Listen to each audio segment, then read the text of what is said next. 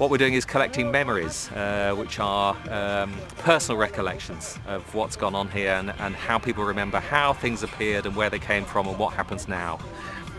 I think that the things that have really come out strongly are the rural nature of around here, even though it doesn't seem apparently very rural. It's incredibly rural, and so memories of the past when this was fields, and what's happened to retain parts of that rural identity here.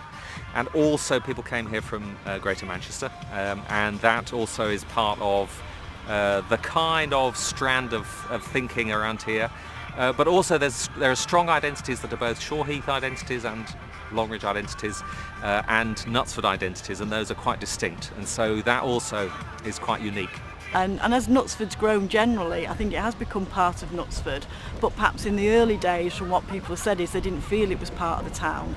But now, because there's houses all the way into the centre of town, I think to me it is part of Knutsford. Because a lot of it brings back memories, so you kind of remember, oh yes, I remember that happened, or you know, what was going on at that time. Interviewing quite a lot of different people, some who came to Longridge when it first developed, and then a few others who came later on, and learning about what they experienced and getting to know people. There's quite a few families still here from the early days in 1970, so that's like going back quite a few years now.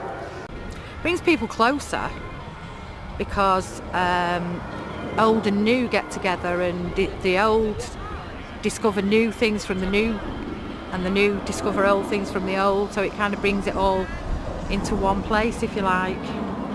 There's one gentleman who's told us a lot about other characters who were here, and one was in particular called Amy Long, who was a lady who was a tiller girl, and also about some of the nights out that he used to arrange going into Manchester, and some of the nights out they used to have at the pub when it first opened as well, and how they all started off really all in it together, as it were, as a bit of a sort of Dunkirk spirit, and how really they're still all here and they all get together now and again still, so that's really good.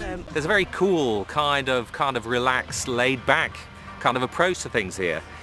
People here get stuff done and do things and kind of make things happen in a very, very relaxed kind of way. And that's really enjoyable. Other places I've worked, it's maybe been a bit more frantic, and here it's very calm, and folks just kind of get on, and so I've liked that very much. And that's interesting. This is why this project needs to happen, is because all of a sudden memories do get forgotten, and people then, unfortunately, some people die as well or move away, and then you can't have that access to that information. It's been quite interesting that, like, looking at the archives or trying to look at archives and things like the plans, they just don't seem to exist. They seem to have got lost in between, say, Manchester City Council and moving things over to other housing association. They don't seem to exist. So I think actually having the memories and recording those now, if you don't do it now, it's going to be too late. Because your community is all about your people, isn't it?